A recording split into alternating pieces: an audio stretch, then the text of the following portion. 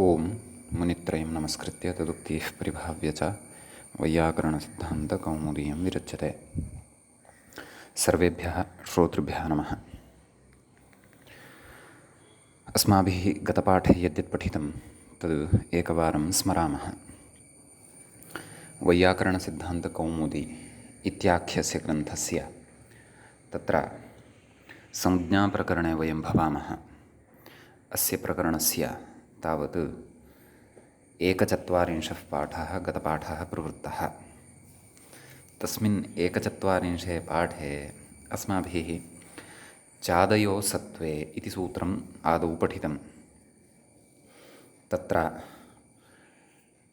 चादिगणः सर्वोऽपि पठितः। ततश्च तत्र असत्त्वे इति पदस्य अर्थः विस्तरेण ज्ञातः। सत्त्वं नाम किं? तत्र सत्त्वं नाम द्रव्यं। द्रव्यञ्च तत्र लिङ्गसङ्ख्याकारकान्वितं यद् भवति तद्द्रव्यं। तस्य च उदाहरणमुखेनापि अस्माभिः तत्र व्याख्यानं दृष्टं। नाम चादयः यदा द्रव्यार्थाः भवन्ति तदा एतेषां निपातसंज्ञा न भवति।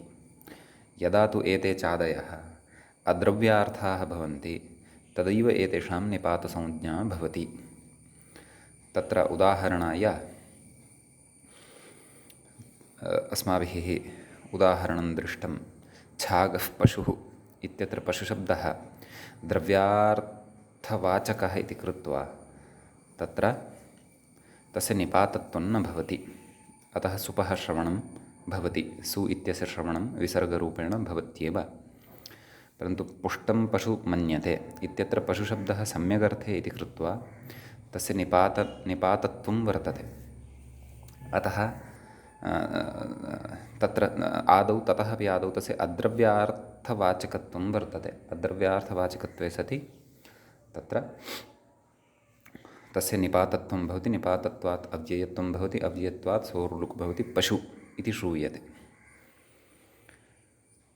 ततश्च अस्माभिः सूत्रं पठितं प्रादयः। अद्रव्यार्थाः प्रादयः अपि तथा अर्थात् निपातसंज्ञकाः भवन्ति इति पठितं। तदनन्तरं सूत्रं पठितम् अस्माभिः उपसर्गाः क्रियायोगे। इतः पूर्वं प्रादयः इति पठ्यमानम् अस्ति। तस्य कश्चन विचारः पठितः। केचन विचाराः तस्य पठ्यमानाः सन्ति। केचन विचाराः पठिष्यन्ते इति अर्थः। ततश्च उपसर्गाः क्रियायोगे इति सूत्रं, गतिश्च इति च सूत्रम् इत्यनयोः द्वयोः सूत्रयोः सम्मिलितः अर्थः पठितः। प्रादयः क्रियायोगे उपसर्गसंज्ञाः गतिसंज्ञाः च स्युः इति। एवं किल? तत्र कश्चन विचारः पठितः अस्माभिः।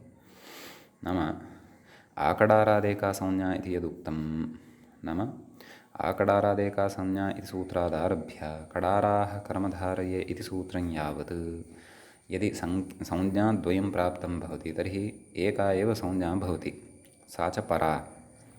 इति चेत् उपसर्गगतिसंज्ञयोः मध्ये गतिसंज्ञा एव स्यात् क्रियायोगे गम्यमाने।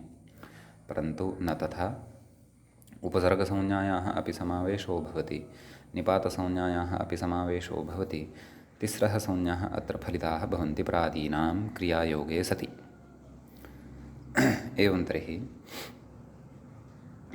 क्रियायोगे सति इमाः तिस्रः संज्ञाः भवन्ति इति कृत्वा गतिसंज्ञया उपसर्गसंज्ञायाः बाधो न भवति इति कृत्वा प्रणेयम् इत्यादि प्रयोगेषु उपसर्गादसमासेऽपि, नाम प्रणेयम् इत्यत्र नी इत्यस्य इति धातुः यः वर्तते तद्योगे, नाम अत्र नयनक्रिया वर्तते। नयनक्रियायोगे प्र इत्यस्य गतिसंज्ञा अपि अस्ति, उपसर्गसंज्ञा अपि अस्ति। तत्र संज्ञया उपसर्गसंज्ञायाः बाधो न भवति इति कृत्वा उपसर्गधर्मः अपि प्र इत्यस्मिन् भवति इति कृत्वा उपसर्गादसमासेऽपि इति सूत्रस्य प्रवृत्त्या अणत्वं सिद्ध्यति। प्रणेयम् इति प्रयोगः सिद्ध्यति इति। ततश्च अस्माभिः पठितं गतिकारकोपपदानां कृद्भिः सह समासवचनम् इत्यादि कार्यमपि भवति। तच्च भवन्तः समासप्रकरणे ज्ञास्यन्ति इति भवतां कृते उक्तम्। एवञ्च ततः अग्रे निपातस्य अनर्थकस्य इत्यादि च, नाम एकं वार्तिकम् अग्रे पठिष्यते। निपातस्य अनर्थकस्य प्रातिपदिकसंज्ञा वक्तव्या। तत्र अर्थवतसूत्रेण अर्थवतामेव शब्दस्वरूपाणां प्रातिपदिकसंज्ञा उच्यते। परन्तु यस्य कोऽपि अर्थः एव नास्ति तादृशस्य निपातस्यापि प्रातिपदिकसंज्ञा भवतु तस्य पदत्वसम्पादनाय। यतः प्रातिपदिकत्वे सत्येव तत्र कस्यचन प्रत्ययस्य, नाम सुप्रत्ययस्य उत्पत्तिः भविष्यति। प्रातिपदिकादेव सुपः विधानात्। अतः तस्यापि प्रातिपदिकसंज्ञा भवतु इति एतदर्थं तत्र निपातसंज्ञायाः अपि निवेशः क्रियते। अतः क्रियया योगे सति एतेषां निपातानाम् आहत्य तिस्रः इमाः संज्ञाः फलिताः भवन्ति। निपातसंज्ञा, उपसर्गसंज्ञा, गतिसंज्ञा च। परन्तु चतुर्थी अपि येषां काचित् संज्ञा भवति इत्युक्तमेव। निपातानां स्वरादिनिपातमव्ययम् इति अव्ययत्वविधानात्। समीचीनम् इति एतावान् विषयः गतपाठे स्मृतः। स च अत्र अस्माभिः सूक्ष्मतया पुनः गतपाठे पठितः। स च विषयः अत्र अस्माभिः सूक्ष्मतया पुनः स्मृतः। तद् किमर्थमिति चेत् यतः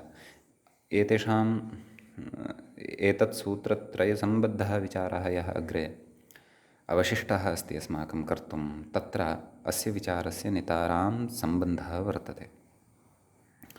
एवं तर्हि निपातस्यानर्थकस्य प्रातिपदिकसंज्ञा इत्यादि च इति यदुक्तं, अन्तिमपङ्क्तिः तु व्याख्याया अस्माभिः एवं पठिता। निपातस्यानर्थकस्येत्यादि च। तर्हि सा या अन्तिमा पङ्क्तिः पठिता ततः अग्रे अस्माभिः पठनीयं वर्तते। एवञ्च 42 पाठः इतः भवति आरब्धः। अस्तु, अग्रे किं कथयन्नस्ति तत् पश्यामः। कथयति व्याख्याता, अथ प्रादीन् पठति। प्रादयः ये सन्ति तान् पठति। प्रादिगणः एव एकः लिखितः अस्ति सूत्रकारेण, नाम गणपाठकारः सूत्रकारः एक एव इति कृत्वा सूत्रकारेण इत्युक्तं मया, आचार्येण पाणिनिना इत्यर्थः।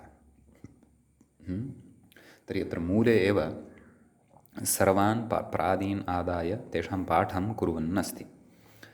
चादिगणः तु बहु दीर्घः आसीत् इति कृत्वा सः अत्र गणः न पठितः।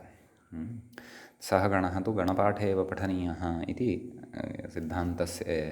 सिद्धान्तकौमुदीकर्तुः अभिप्रायः। अतः वयं तं गणमपि ह्यः पठितवन्तः। इदानीं तु तावत् तत्र अस्माभिः प्रादिगणः पठनीयः अस्ति। स च गणः महान् नास्ति, नाम अतीव गुरुभूतः गणः नास्ति इति कृत्वा अत्र मूले एव पठितः सः गणः। प्रपरेत्यादि मूले पश्यन्तु। प्र, परा, अप, सम्, अनु, अव, निस्, निर्, दुसा, दुस् इति। दुस् इत्यस्य हलन्तत्वमेव अस्ति। अत्र टीकायां किञ्चित् अशुद्धमस्ति, तत्सकारस्य हलन्तकरणं कर्तव्यं। पुनः वदामि। प्र, परा, अप, सम्, अनु, अव, निस्, निर्, दुस्, दुर्, वि, आङ्, नि, अधि, अपि, अति, सु, उत्, अभि, प्रति, परि, उप एते प्रादयः। एवं किल? एवञ्च 22 भवन्ति आहत्य। समीचीनं। तर्हि प्रादिगणः एषः भवति। अग्रे कथयन्नस्ति किमपि व्याख्याता। व्याख्यात्रा यदुच्यमानमस्ति तदपि द्रक्ष्यामः। तर्हि एतेषां प्रादीनां ये 22 प्रादयः अत्र पठिताः, एतेषाम् आहत्य 4 संज्ञाः अस्माभिः ज्ञाताः। परन्तु क्रियायोगे सत्येव चतस्रः। यतः क्रियायोगे सत्येव संज्ञाद्वयं भवति, किम् उपसर्गसंज्ञा गतिसंज्ञा च। परन्तु क्रियायोगे सति उपसर्गसंज्ञायां गतिसंज्ञायां च निपातसंज्ञा अपि भवत्येव। निपातसंज्ञा यदि भवति तर्हि अव्ययसंज्ञा अपि भवत्येव इत्यर्थः। भवतु, व्याख्याता किमपि कथयन् अस्ति, तत् पश्यामः। परा इति आकारान्तम् इति।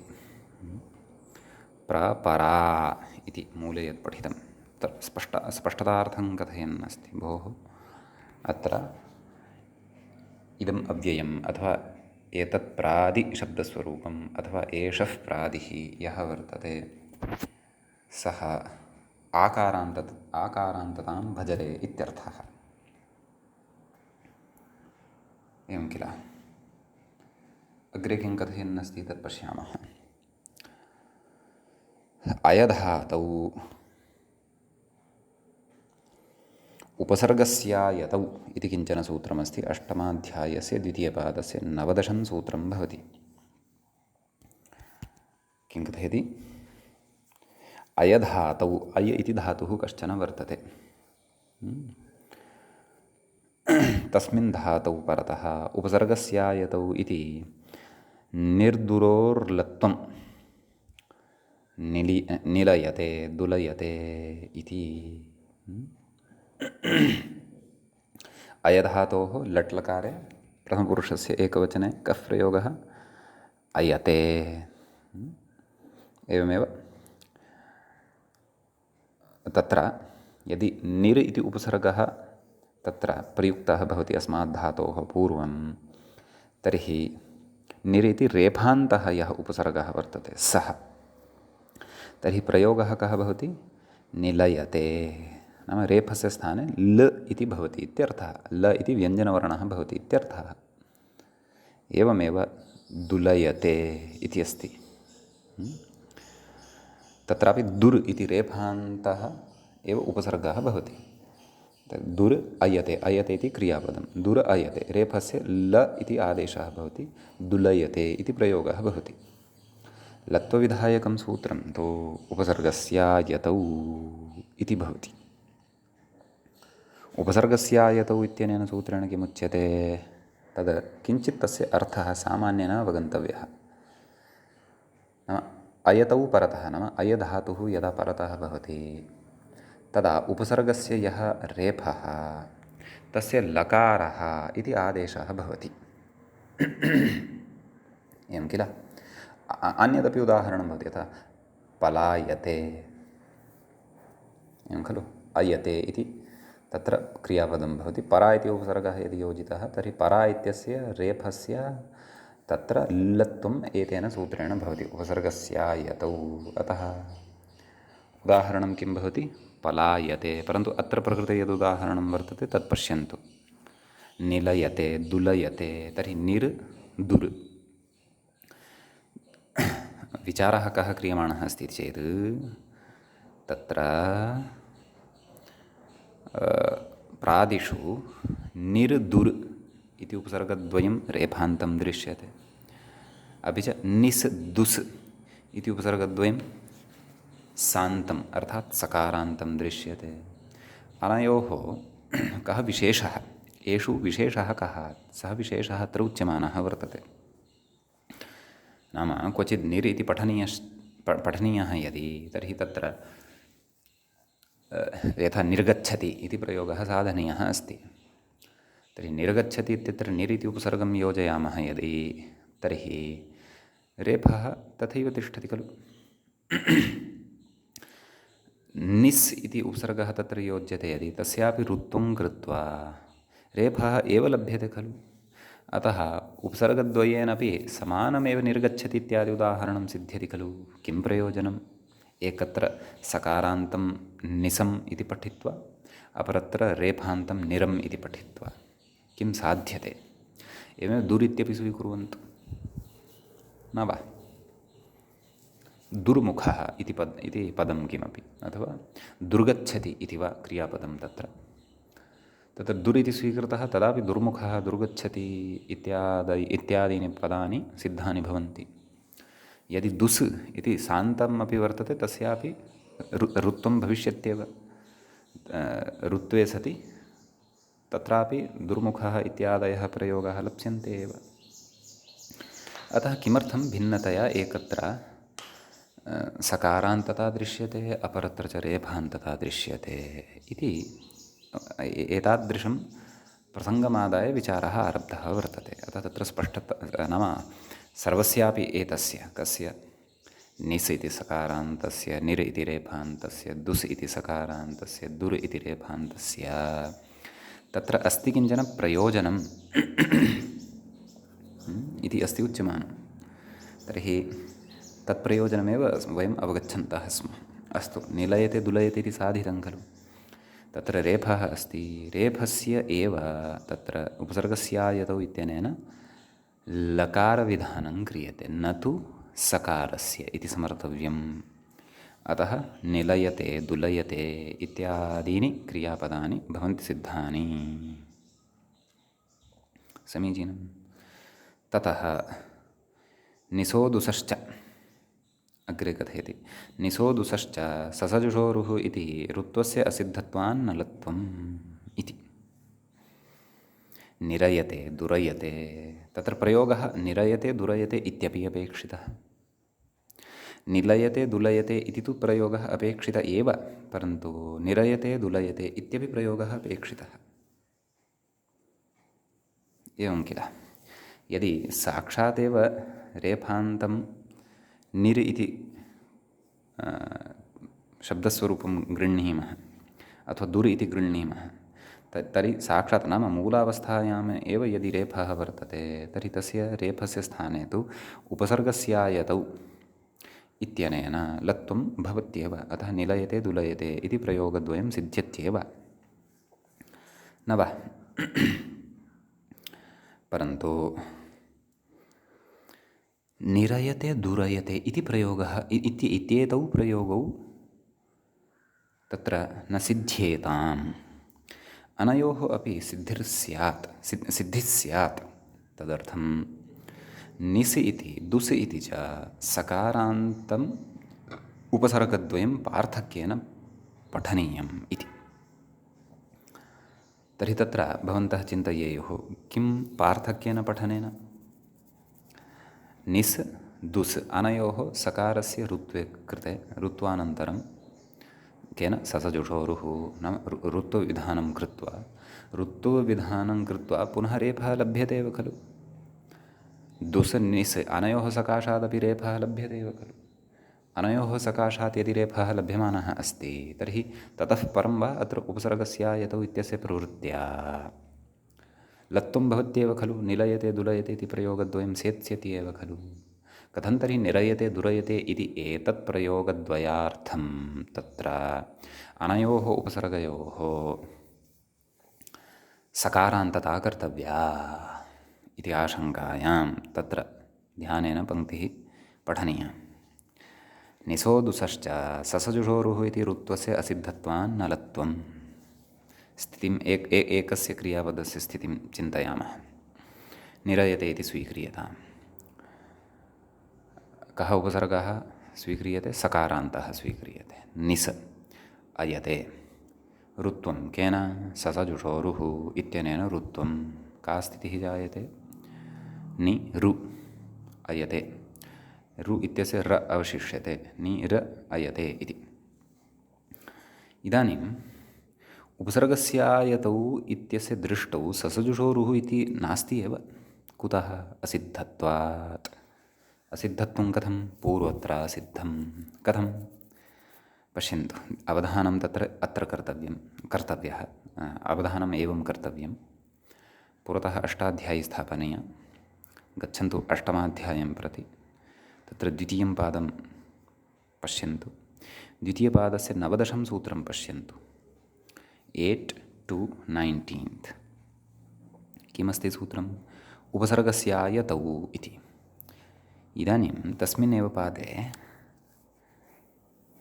कानिचन सूत्राणि परित्यज्य षट्षष्टं सूत्रं पश्यन्तु 66 षट्षष्टितमं सूत्रं पश्यन्तु ससजुषोरुः इति समीचीनम् अस्तु सूत्रद्वयमपि क्व अष्टाध्याय्यां वर्तते इति वयं जानीमः अष्टाध्यायी अस्माकं पुरतः वर्तते वयं जानीमः उपसर्गस्यायतौ इति सूत्रम् अष्टाध्याय्यां प्रथमतया आयाति ततः परं ससजुषोरुः इति अग्रे तस्मात् अग्रे कानिचन सूत्राणि केभ्यश्चित् सूत्रेभ्यः अग्रे भवति ससजुषोरुः इति एवं तर्हि निस् अयते इत्यवस्थायां स इत्यस्य रुत्वं केन कृतम् इति चेत् ससजुषोरुः इत्यनेन सूत्रेण कृतम् एवं किल परन्तु तद्रुत्वं तु उपसर्गस्यायतौ इति सूत्रं न जानाति कुतः न जानाति त्रिपाद्यामपि पूर्वं प्रतिपरशास्त्रस्य असिद्धत्वं भवति इति अस्माभिः विस्तरेण तत्र किम् उक्तं किम् उक्तम् इत्यादि प्रयोगसाधनवेलायां पूर्वत्रासिद्धम् इति सूत्रस्य व्याख्यानवेलायां विस्तरेण पठितम् अतः वयं जानीमः अतः प्रकृते तत्र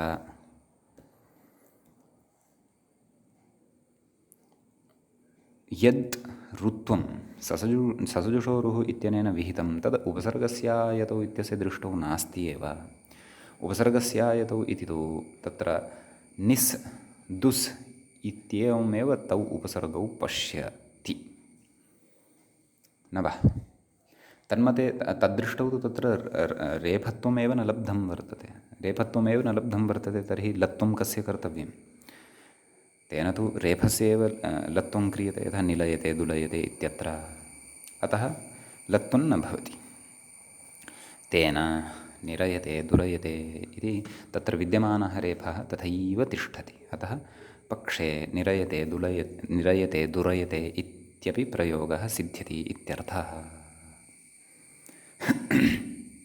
समीचीनं तत्र अग्रे कथयन्नस्ति पश्यन्तु एतदर्थमेव निस्दुसोर्निर्दुरोश्च पृथक् पाठः इति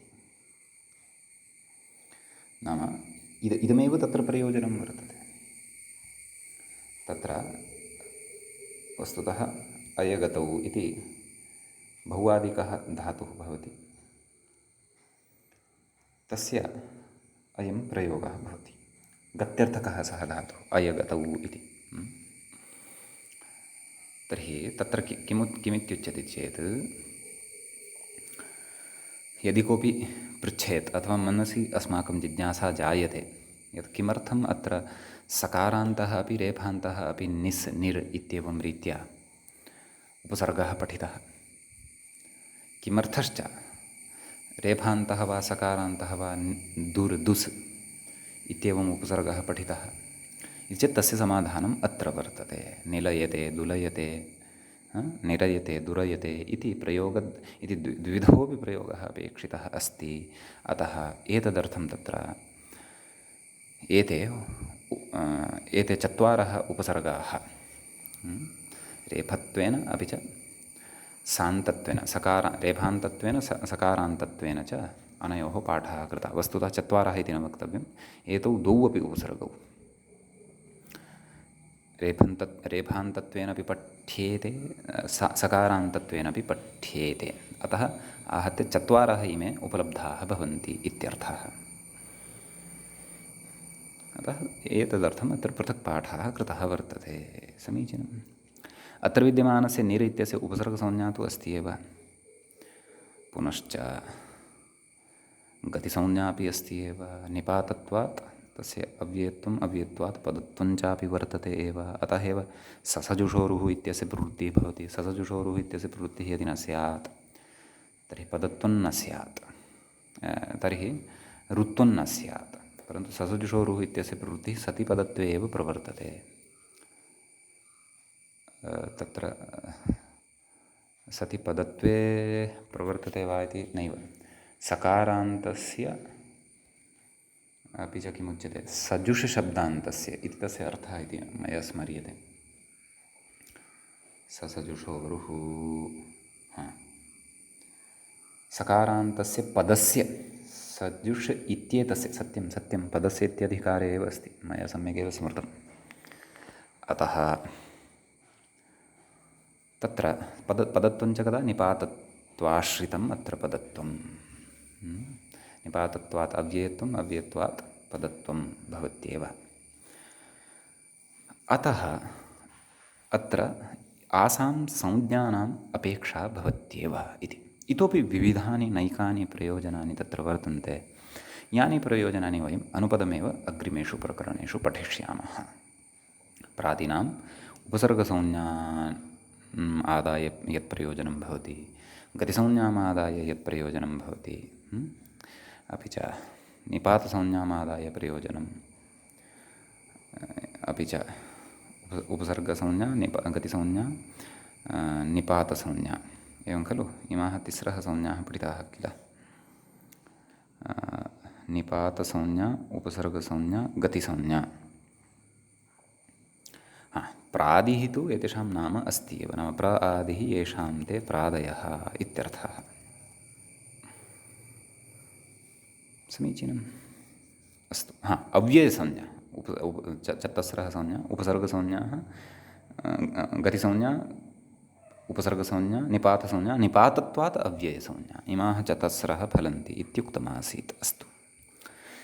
एवञ्च एतावान् विशेषः एतेषु सूत्रेषु वर्तते। प्रादयः, उपसर्गाः क्रियायोगे, गतिश्च इति। एतेषां पदे पदे अग्रे अपेक्षा भविष्यति। अतः एते उपसर्गाः शक्याः यदि, तर्हि निश्चयेन कण्ठे स्थापनीयाः एव, नाम कण्ठस्थीकरणम् एतेषां भवतु। यदि कण्ठस्थीकरणं न शक्यते, कण्ठस्थीकरणं यद्यपि निमेषद्वयेन भवति एतेषां, यतः केचन एव सन्ति किल, अतः यदि कण्ठस्थीकरणं न शक्यते तर्हि आम्, स्मरणे सति अस्माकं बुद्धौ आगच्छेत्, एतद् प्रादिषु, एतत् शब्दस्वरूपं प्रादिषु अस्माभिः पठितम् आसीत्, अतः अस्य उपसर्गसंज्ञा भवति इति। समीचीनम्। इति एतावान् विशेषः एतेषु सूत्रेषु अस्माभिः दृष्टः। अधुना वयं विशिष्टां व्यवस्थां ज्ञातुम् अग्रिमं सूत्रं किञ्चन विशिष्टं पश्यामः। अग्रिमं सूत्रं भवति एवं: न वेति विभाषा इति। तत्र एकं पदं भवति न, द्वितीयं पदं भवति वा, तृतीयं पदं भवति इति, चतुर्थं च पदं भवति विभाषा इति। अत्र पदपरिचयं पश्यामः। न इति अव्ययं भवति, जानीमः वयं। वा इत्यपि अव्ययं भवति, इति इत्यपि अव्ययं भवति। विभाषा इति आकारान्तस्य शब्दस्य स्त्रीलिङ्गे प्रथमाविभक्तेः एकवचने प्रयोगः भवति। तत्र अव्ययविषये यद्यपि मया सामान्येन पूर्वमुक्तम् अस्ति, अव्ययं नाम किम् इति चेत् तत्र सदृशं त्रिषु लिङ्गेषु सर्वासु च विभक्तिषु इति यत् कथयामः, तस्य भवति तत्र अव्ययत्वं। तल्लक्षणं प्रसिद्धं भवद्भिः श्रुतमपि स्यात्, मया पूर्वमुक्तं चापि अस्ति। यस्य समानमेव रूपं भवति, रूपभेदः न भवति, रूपाणि न भिद्यन्ते, सर्वासु विभक्तिषु, सर्वेषु वचनेषु सर्वत्र सादृश्यमेव भवति, तद् अव्ययम्। अतः तादृशानि अव्ययानि त्रीणि अस्मिन् सूत्रे वर्तन्ते। एकं न इति, द्वितीयं वा इति, तृतीयम् इति इति भवतु।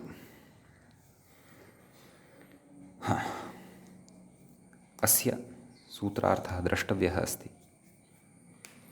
सामान्येन अहं भवतां कृते सूत्रार्थस्य अभिप्रायम् आदौ कथयन्नस्मि। ततः परम् अस्माभिः व्याख्यायाम् अस्ति प्रवेष्टव्यम्। अस्यां व्याख्यायामपि यावान् अंशः यावान् भागः अस्माभिः यत्नेन ज्ञातव्यः तदपि अहं वदिष्यामि। यः विषयः अत्र सूत्रे अतीव प्रौढग्रन्थस्थः चर्चितः वर्तते, यस्य ज्ञानात् पूर्वं बहु किमपि ज्ञातव्यम् अस्ति इति, ततः पूर्वम् अहं स्वयमेव वदिष्यामि यत् अत्र इदानीं केवलं श्रवणं कुर्वन्तु, अवगन्तुं प्रयासं कुर्वन्तु। यावच्छक्यं नावगम्यते यदि तर्हि केवलं श्रवणं तु कुर्वन्तु इति तत् स्वयमेव वदिष्यामि। अस्तु, इदं सूत्रम् अस्मिन् सूत्रे उन्नतस्तरे किञ्चित् प्रौढाः विचाराः भवन्ति, परन्तु वयं मूलस्य तु समन्वयनम् अपि च अग्रे शास्त्रे पठनाय यद्यद् एतत् सूत्रसम्बद्धम् अत्यावश्यकं वर्तते तत्तत् सर्वं वयम् अत्र विचारयामः। सूत्रार्थं पश्यन्तु। निषेधविकल्पयोः विभाषा संज्ञा स्यात् इति। न इत्यनेन कः अर्थः अवगम्यते? निषेधः। वा इत्यनेन कः अर्थः अवगम्यते? विकल्पः। अनयोः नाम निषेधविकल्पयोः नाम न अपि च वा इति एतयोः विभाषा इति संज्ञा भवति, नाम अनयोः विभाषा इति नाम भवति इत्यर्थः। एवं किल?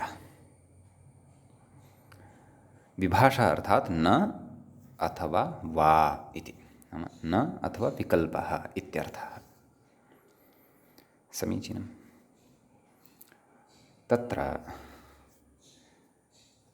नाम यत्किमपि कार्यं केनापि सूत्रेण उच्यते तत्र यदि विभाषा इति शब्दः यदि पठितः भवति तर्हि तस्य अर्थद्वयम् अवगन्तव्यम्। नाम तत्कार्यं भवत्यपि अपरस्मिन् पक्षे नापि भवति, न निषेधः भवति, अपरस्मिन् पक्षे विकल्पेन भवति इत्यर्थः। एवं खलु? नाम एकस्मिन् पक्षे तत्कार्यं भवति, अपरस्मिन् पक्षे तत्कार्यं न भवति। यथा भवन्तः स्मरेयुः तत्र मय उयो वो वा इति पठितं खलु? तत्र मय इत्यस्य स्थाने नाम किम् उ उक्तं, तत्र मय इति किम् इत्यत्र मकारः अस्ति मय, तस्मात् परः यः उ इति वर्तते तस्य स्थाने व इति आदेशः विकल्पेन भवति इत्यर्थः। नाम को अर्थः? नाम एकस्मिन् पक्षे भवति, यत्र भवति तत्र रूपं भवति किम् उक्तम् इति, अपरस्मिन् पक्षे च न भवति, अतः तत्र सः उ तथैव तिष्ठति। अतः किम् उ उक्तम् आहत्य किमु उक्तम् इति प्रयोगः तत्र भवति, पदद्वयात्मकः। तत्र वा इति पठितं सूत्रे किं कथं सूत्रं वर्तते? मय उयो वो वा। पूर्वत्र सिद्धमित्यत्र विचारितमासीत् इदं सूत्रम्, अतः किञ्चित् भवन्तः स्मरेयुः, तं विचारमपि स्मरेयुः। त्रिपाद्यामपि पूर्वं प्रतिपरशास्त्रम् असिद्धम् इत्यस्य विचारस्य अन्तर्गतत्वेन अस्माभिः तत् पठितमासीत्। अतः तत्र वा इति ग्रहणेन नाम तत् ऊ स्थाने व इति आदेशः एकस्मिन् पक्षे भवति, अपरस्मिन् पक्षे न भवति। नाम विभाषा नाम तादृशं पक्षद्वयं यत्र एकमेव कार्यम् एकस्मिन् पक्षे भवति, अपरस्मिन् पक्षे न भवति इति। तद् बहुत्र अग्रे अग्रे तादृशानि स्थलानि आगमिष्यन्ति, तत्र तत्र वयम् अवगच्छन्तः भविष्यामः। सद्यः पठितम् अथवा चर्चितम् एकम् उदाहरणं केवलं भवतां कृते स्मारितं। तादृशम् अनेकम् उदाहरणम् अथवा अनेकं स्थलं तादृशं यत्र विभाषया कार्यं स्वीकरिष्यते तद् अस्माभिः अग्रे पठिष्यते। समीचीनम्। अस्तु, एवं तर्हि तत्र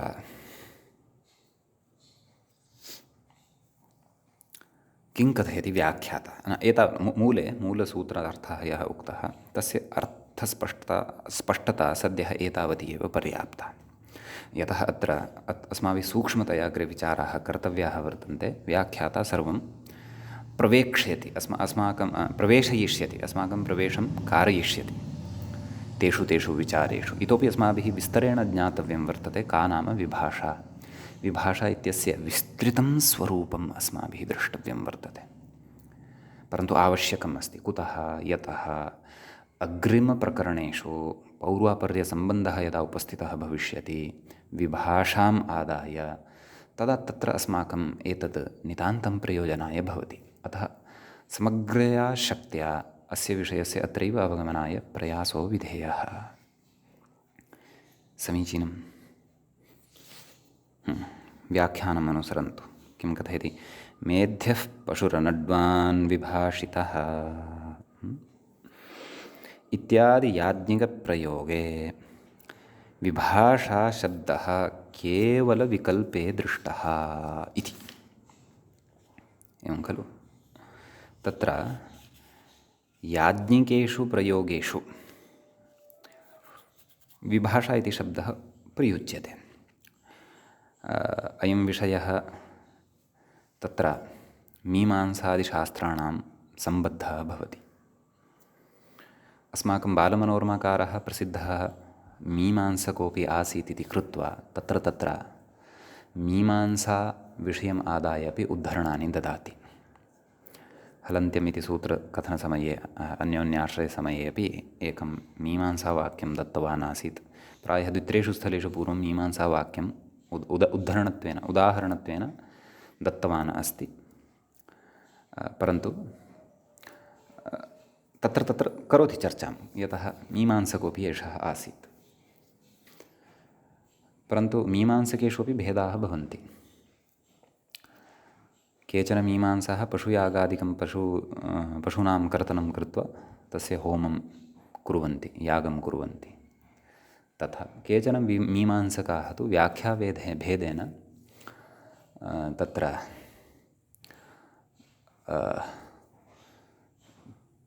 पशूनां मारणादिकं वेदेन भवति, अवैदिकं तत्कर्म इति प्रतिपादयन्ति। अस्तु, सः विषयः भिन्नः, अतः तत्र अहम् अधिकं न प्रविशामि। मीमांसावाक्यम् अत्र उपस्थितं वर्तते, अतः तत्र व्याख्यात्रा सह सम्बन्धम् उपस्थाप्य किञ्चित् कथितं मया, तावदेव।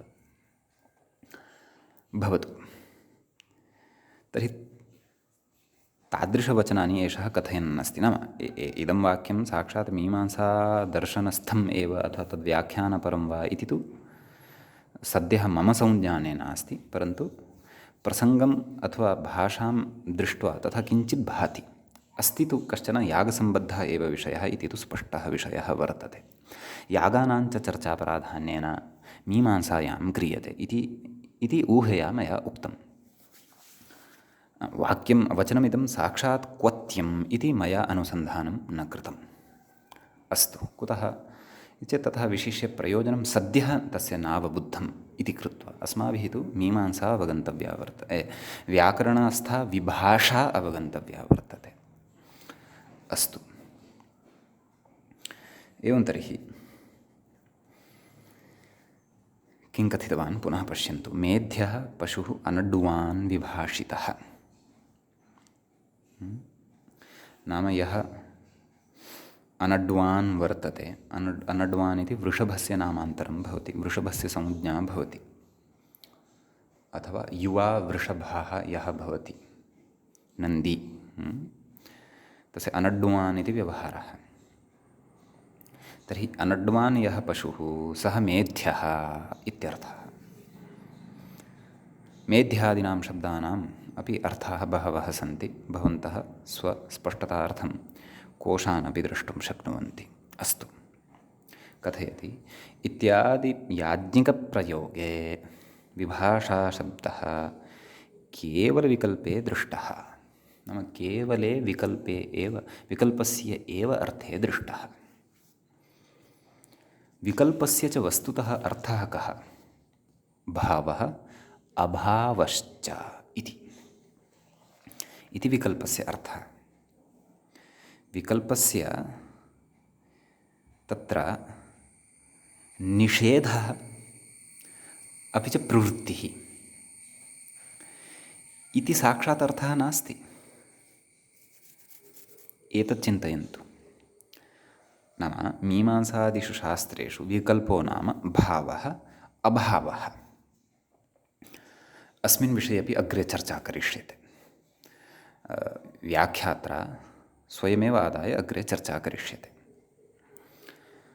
अपि च मेध्यः पशुरनड्वान् विभाषितः इत्यत्र मेध्यः इति तु न स्मर्यते मया, परन्तु पशुरनड्वान् विभाषितः इति एतावद् उदाहरणं महाभाष्ये अपि नवेति विभाषा इत्यत्र सूत्रे चर्चितं वर्तते। तत्र बहुभिः व्याख्यातृभिः तत्र प्रसङ्गानुरोधेन अस्य व्याख्याः कृताः वर्तन्ते। अतः अधिकज्ञानाय तु नवेति विभाषा इति सूत्रम् अस्माभिः महाभाष्ये एव द्रष्टव्यं। परन्तु सद्यः अस्माभिः यावत् ज्ञातव्यं तावद् वयं ज्ञातवन्तः स्मः। कश्चन विशेषः इतोपि ज्ञातव्यः वर्तते, येन अग्रे आगमिष्यमाणस्य शास्त्रस्य बोधः तावत् सरलतया भवेत्। प्रमुखतया तु अस्माभिः ज्ञातव्यं कश्चन विधिः किमपि कार्यम् एकस्मिन् पक्षे भवति अपरस्मिन् पक्षे न भवति। नाम एकत्र तस्य निषेधो भवति अपरत्र तस्य प्रवृत्तिः भवति इति। तादृशं कार्यं विभाषा इत्यनेन अथवा विभाषावाचकाः सन्ति ये शब्दाः अन्ये विभाषार्थे वर्तन्ते ये शब्दाः, नाम विभाषा इत्यस्य पर्यायभूताः सन्ति ये शब्दाः अन्ये, यथा वा, अन्यतरस्याम्, अथवा इत्यादयः ये सन्ति तैः तत्र विकल्पः ज्ञातव्यः इति। अयं विषयस्तु बुद्धौ स्थापनीयः एव। एतं विषयं बुद्धौ स्थापयन्तः अग्रिमान् विचारान् पठामः। तर्हि किमुच्यते? मेध्यः पशुः अनड्वान् विभाषितः इत्यादि याज्ञिकप्रयोगे विभाषाशब्दः केवलविकल्पे दृष्टः। विकल्पश्च कः अत्र इत्येतत् भावः अभावः। नाम कस्यचित् तत्र नियमस्य अथवा विधानस्य भावः नाम सत्ता, अभावः तस्य असत्ता अथवा तस्य अविधानम् इति। विधानम् अविधानम् इति नाम भावः अभावः इत्येतावान् एव विशेषः विभाषा इति शब्दस्य नाम विभाषा इति शब्दस्य प्रयोगः यः वर्तते, नाम याज्ञिकप्रयोगे विभाषाशब्दः केवलविकल्पे दृष्टः। नाम तत्र क्वचित् नाम एकस्मिन् पक्षे निषेधः अपरस्मिन् पक्षे प्रवृत्तिः इति एतादृशः अर्थः तत्र न दृश्यते। अवधानं कर्तव्यम् अत्र भावः अभावः अपि च निषेधः प्रवृत्तिः अनयोः कश्चन सूक्ष्मः एव भेदः वर्तते। भावः नाम तत्र तस्य प्रवृत्तिः भवति, नाम तस्य सत्ता तत्र भवति। अभावः नाम तस्य सत्तायाः अभावः भवति इत्येव खलु। भवति इति भावः, न भवति इति अभावः। परन्तु तत्र एकस्मिन् पक्षे भावोऽपि अस्ति अपरस्मिन् पक्षे अभावोऽपि अस्ति। नाम एतादृशमर्थं पुरस्कृत्य नाम एकस्मिन् पक्षे निषेधोऽपि अस्ति अपरस्मिन् पक्षे तस्य सत्तापि अस्ति, अपरस्मिन् पक्षे तस्य विधानमपि वर्तते इति एतादृशः अर्थः तत्र याज्ञिकप्रयोगेषु विभाषा इति शब्दस्य न दृश्यते इति। अतः तत्र तु केवलविकल्पार्थः एव विभाषा इत्यस्य दृश्यते। केवलविकल्पस्य च अर्थः भावः अभावः इति मया अत्र उक्तमेव। अग्रे प्रौढव्याख्यानसमये व्याख्याता स्वयमपि वदिष्यति। अस्तु, अग्रे कथयति। इह तु शास्त्रे नाम इह वयं किं शास्त्रं पठन्तः स्मः? व्याकरणशास्त्रं पठन्तः स्मः। अस्मिन् व्याकरणशास्त्रे तु निषेधो विकल्पश्चेति द्वयं मिलितं विभाषाशब्दार्थः इति बोधयितुम् इदम् आरभ्यते इति। नाम तत्र याज्ञिकप्रयोगेषु तु अथवा भावः एव अथवा अभावः एव उभयोः कस्यचन एकः अर्थः तत्र स्वीक्रियते। तत्र भावः इत्यपि विकल्पः एव अभावः इत्यपि विकल्पः एव विकल्पशब्देन गृह्यते, एवं किल। परन्तु अत्र तु अस्माकं व्याकरणशास्त्रे निषेधः विकल्पश्च इति द्वयं मिलितं शब्दार्थः इति बोधयितुम् इदम् आरभ्यते। नाम निषेधोऽपि भवति अपरत्र विकल्पार्थोऽपि भवति। विकल्पार्थो नाम भावः अभावश्च, अर्थात् निषेधः अपि भवति प्रवृत्तिः अपि भवति इति। तत्र अभावः निषेधः समानः एव विषयः, भावः नाम प्रवृत्तिः इत्यर्थः। समीचीनं। परन्तु कथयति द्वयं मिलितं भवति। एकदा भावः एव भवति अथवा अभावः एव भवति इति न, अथवा एकदा निषेधः एव भवति अथवा प्रवृत्तिरेव भवति इति न। अत्र तु मिलितं नाम द्वयम् अपि मिलितम् एकस्मिन् एव समये एककालावच्छेदेन, तत्र नाम एकस्मिन् एव समये तत्र निषेधोऽपि भवति विकल्पोऽपि भवति इत्यर्थः। अतः तादृशः अर्थः अपेक्षितः इति कृत्वा इदम् आरभ्यते, नाम एतस्य सूत्रस्य आरम्भः क्रियते इत्यर्थः।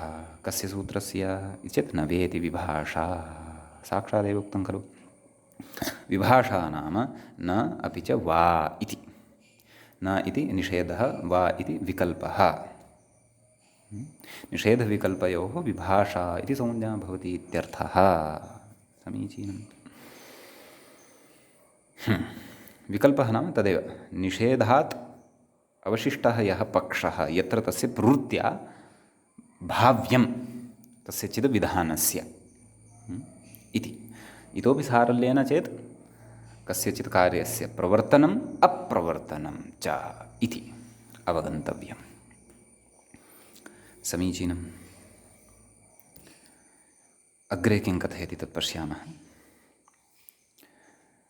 इति शब्दाभावे नाम सूत्रे न वा अनयोः एव खलु विभाषा संज्ञा उच्यते इति कुतः उच्यते? किम् इति इत्यस्य अपि विभाषा इति संज्ञा भवति वा? न न न न न। विभाषा इति न वा अनयोः एव संज्ञा। तर्हि इति शब्दः कुतः पठितः इति चेत् इति शब्दस्य पठनस्य प्रयोजनमस्ति भोः। किं प्रयोजनमस्ति चेत् पश्यन्तु, इति शब्दाभावे नाम इति शब्दस्य अभावे स्वं रूपं शब्दस्य शब्दसंज्ञा इति एकं सूत्रमग्रे पठिष्यते अस्माभिः सद्यैव। तस्य सूत्रस्य किञ्चित् अत्र परिचयः प्राप्तव्यः, अन्यथा अग्रिमा पङ्क्तिः नावगम्स्यते। यद्यपि तत्सूत्रं विस्तरेण अग्रे पठनीयं वर्तते, परन्तु भवतां प्राज्ञानम् ईषद्वा अस्ति इति कृत्वा उच्यते। नाम शब्दशास्त्रे तत्र शब्दस्य यत् स्वरूपं भवति तत्स्वरूपं गृह्यते, तस्य अर्थः न गृह्यते अत्र। यथा तत्र अग्निशब्दात् ढक् प्रत्ययः कर्तव्यः, ढः स्थाने एय इति आदेशं कृत्वा आग्नेयः इति प्रयोगः सिद्ध्यति। एवं किल। परन्तु तत्र अग्निशब्दस्य यत् स्वरूपं वर्तते तदेव तस्य स्वकीयं स्वरूपम् अत्र व्याकरणशास्त्रे गृह्यते। अ ग न इ इति आनुपूर्व्यवच्छिन्नं यद् रूपं वर्तते, अथवा इति आनुपूर्वी रूपं यद् वर्तते, इति आनुपूर्व्या निर्मितं यद् रूपं शब्दस्य वर्तते अ ग न इ अग्नि इति, तस्मादेव ढक् प्रत्ययः भवति। तस्य अर्थः यः वर्तते अथवा पर्यायशब्दः यः वर्तते तस्मात् ढक् प्रत्ययः न भवति। तस्य अर्थः कः वर्तते? साक्षात् अग्निः। एवं किल। प्रज्वलन्ती अग्निः साक्षात् यः वर्तते, क्षन्तव्यः, प्रज्वलन् अग्निः यः वर्तते, अग्निशब्दः पुल्लिङ्गे, सः अर्थः भवति। तस्मात् ढक् प्रत्ययः कथं भवितुमर्हति? न भवितुमर्हति खलु। सः तु ज्वलनशीलः कश्चन पदार्थः। ढकं तत्र लेखितुं गच्छामः यदि, तर्हि हस्तज्वलनम् अस्माकमेव भविष्यति, अथवा ढकं विलिख्य कस्मिंश्चित् पत्रे तत्र योजयितुमपि प्रयासं कुर्मः, तत् पत्रमेव नङ्क्ष्यति, अथवा अष्टाध्यायीमेव उत्थाप्य अग्नि इति अग्निशिखाभिः सह योजयामः, अस्तु ढक् प्रत्ययः कर्तव्यः अस्ति, तर्हि तु तद् पुस्तकमेव स्वाहा भविष्यति। अतः व्याकरणशास्त्रे शब्दस्य स्वकीयं रूपं गृह्यते, एतं विषयं वयं विस्तरेण अग्रे पठिष्यामः, परन्तु अत्रत्या पङ्क्तिः अवगन्तव्या खलु। अतः तस्य सूत्रस्य किञ्चित् वा परिचयः अत्र अपेक्षितः। तर्हि सः तेन सूत्रेण उच्यते स्वकीयं अत्र स्वरूपं गृह्यते शब्दस्य, परन्तु सः नियमः अपि संज्ञाशब्दान् विहाय अस्ति।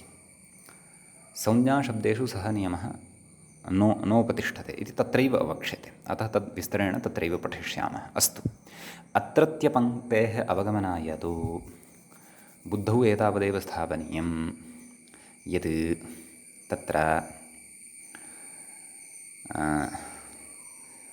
शब्दस्य स्वकीयं रूपमेव गृह्यते।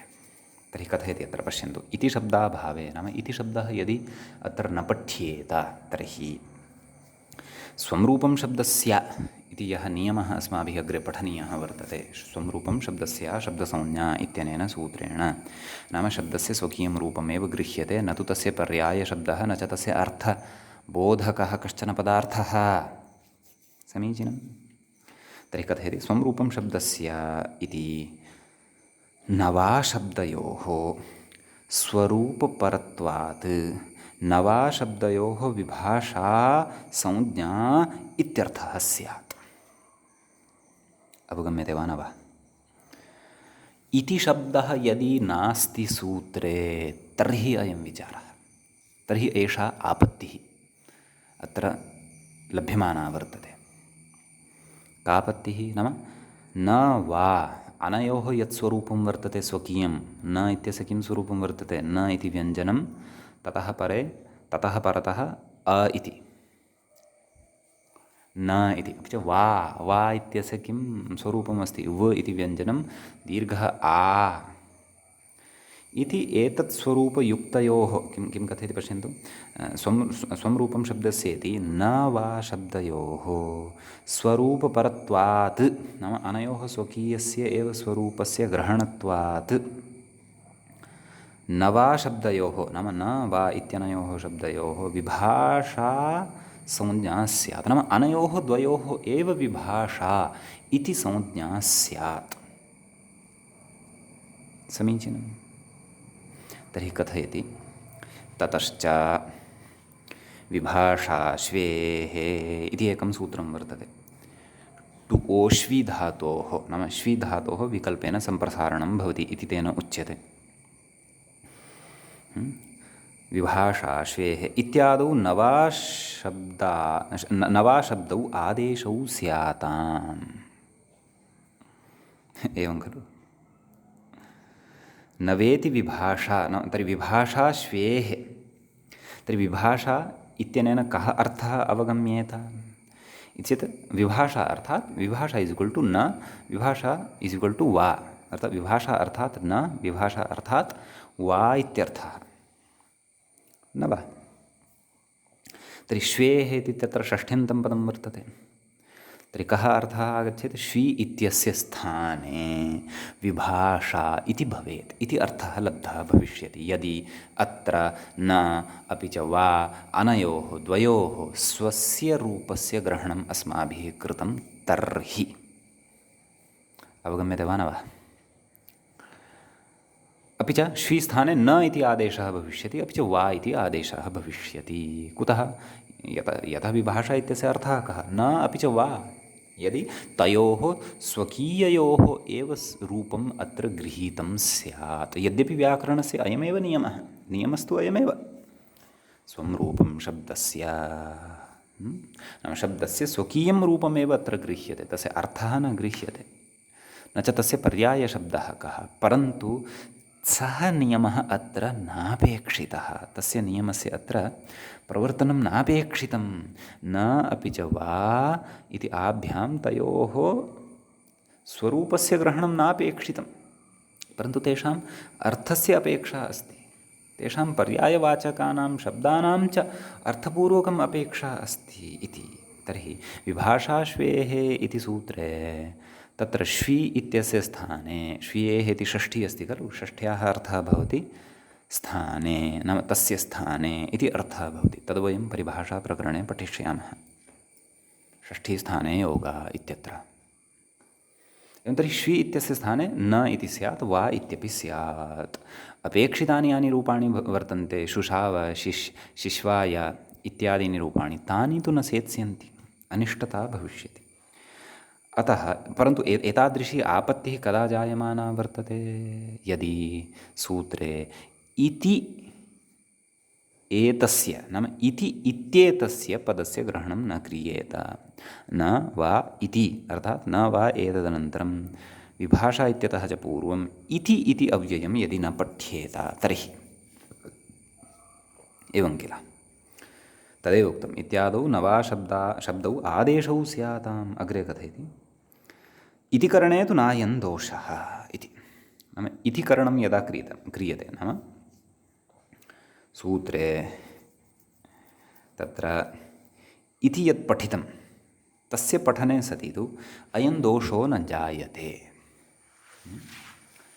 तत्र न इति वा इति एतयोः द्वयोः विभाषा इति तत्र संज्ञा भवति इति अर्थबलात् तत्र अनयोः स्वकीयं रूपं न गृहीतं भवति, अपि तु अनयोः कश्चन विशिष्टः अर्थः यः भवति सः एव अर्थः अत्र गृहीतः भवति। न इत्यस्य कः अर्थः? निषेधार्थः गृहीतः भविष्यति। वा इत्यस्य कः अर्थः? नाम निषेधात् अतिरिक्तः यः पक्षः अवशिष्टः विकल्पात्मकः, सः विकल्पः नाम प्रवृत्तिः इति अर्थः तत्र गृहीतः भविष्यति। स च अर्थः इति करणसामर्थ्यात् गृह्यते। तर्हि अत्र भवन्तः एवं शङ्कां न कुर्युः यत् इति इत्यस्य इति एतेन अत्र एतादृशः अर्थः कथं गृह्येत इति चेत् अयम् अभिप्रायः वर्तते सूत्रकारस्य, यश्च इति ग्रहणेन गृह्यते। अन्यथा सूत्रकारः मात्राद्वयस्य गौरवं किमर्थं कुर्यात्? यदि न वा अनयोः स्वरूपयोः एव, न इति रूपस्य वा इति रूपस्य च यदि विभाषा इति नाम अपेक्षितं स्यात्, विभाषा इति अनयोः स्वस्यैव रूपस्य विभाषा इति संज्ञा यदि अपेक्षिता अभविष्यत्, तर्हि इति ग्रहणं किमर्थं करोति स्म? न वा विभाषा इत्येव कथयति स्म। परन्तु इति शब्दद्वारा तेन मात्राद्वयस्य यद् गौरवं कृतं वर्तते, तद्गौरवेण तेन अयं विषयः अत्र वक्तुम् इष्टः वर्तते। नाम निषेधविकल्पयोः अर्थयोः प्रयुज्यमानयोः न वा इत्येतयोः विभाषा इति नाम भवति इत्यर्थः। एवं खलु, तदेव उक्तवान्, इति करणे तु नायं दोषः। अग्रे कथयति, इतिर्हि प्रत्येकं सम्बध्यते। इति अव्ययस्य प्रकृतेः अनुकरणं विधाय तत्र पुल्लिङ्गे व्यवहारः कृतः वर्तते। इति हि वस्तुतः तथा न भवति, परन्तु निर्देशमात्रार्थं केवलनिर्देशार्थं तत्र एवं व्याख्यात्रा उक्तम्। इति हि नाम इतिर्हि प्रत्येकम् अभिसम्बध्यते, नाम तस्य सम्बन्धः न इत्यनेन सह अपि अस्ति, अपि च वा इत्यनेन सह अपि अस्ति। तेन कः अर्थः अथवा किं ज्ञातं भवति तत् कथयति। ततश्च न इति शब्देन यः अर्थः गम्यते निषेधः, न इत्यनेन कः अर्थः गम्यते? निषेधः। वा इति शब्देन च यः अर्थः गम्यते, कः अर्थः गम्यते? विकल्पः। समीचीनं। तदुभयस्य मिलितस्य, नाम निषेधः यः अस्ति, विकल्पश्च यः वर्तते, इति एतस्य उभयस्य मिलितस्य विभाषा संज्ञा स्यात् इति अर्थः फलति। एवं खलु। अतः निषेधविकल्पयोः विभाषा संज्ञा भवतु, न तु केवल न वा इति शब्दस्वरूपयोः विभाषा संज्ञा भवतु इति एतदर्थं सूत्रे इति इत्येतस्य पदस्य ग्रहणं कृतं वर्तते इत्यर्थः। ज्ञायते? समीचीनम्। तर्हि का पङ्क्तिः पठिता अन्तिमा? तदुभयस्य मिलितस्य विभाषा संज्ञा स्यात् इत्यर्थः फलति। अस्तु, अर्थः अवगतः। अग्रे किं कथयति तत् पश्यामः। अग्रे वदन्नस्ति, एवञ्च न वा शब्दार्थयोः एव संज्ञित्वं लभ्यते। नाम अत्र संज्ञा का वर्तते? विभाषा। विभाषासंज्ञा पठ्यमाना वर्तते अस्माभिः। संज्ञिनः के इति चेत् न वा शब्दार्थौ, नाम न इति शब्दस्य यः अर्थः वर्तते कः? निषेधः। वा इत्यस्य च अर्थः वर्तते यः कः? विकल्पः इति एतद् अर्थद्वयं न वा इति शब्देन लब्धं भवति इत्यर्थः। समीचीनम्। संज्ञित्वेन लाभः संज्ञित्वेन अनयोः प्राप्तिः भवति, नाम अनयोः अर्थयोः प्राप्तिः भवति, न तु अनयोः स्वरूपयोः प्राप्तिः भवति। संज्ञा का भवति, संज्ञिनश्च के भवन्ति इति वयं जानीमः एव। यथा वृद्धिरादैच्, तत् वृद्धिः इति संज्ञा। संज्ञिनः के? संज्ञा येषाम् अस्ति इति संज्ञिनः ते के इति चेत् आ ऐ औ। एवमेव अदेङ् गुणः इत्यत्र संज्ञा का इति चेत् गुणः। संज्ञिनः के? अ ए ओ इत्येते संज्ञिनः सन्ति। एवं किल? अग्रे कथयति। उक्तमेव।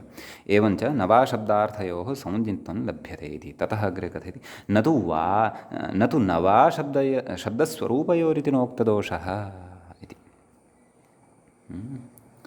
नाम न तु नवा शब्दयोः, नाम न वा अनयोः शब्दस्वरूपयोः तत्र ग्रहणं न भवति। नाम अनयोः शब्दस्वरूपयोः संज्ञित्वं न लभ्यते इति न उक्तदोषः। नाम यः दोषः उक्तः सः न भवति इति नोक्तदोषः इति उच्यते। एवं किल?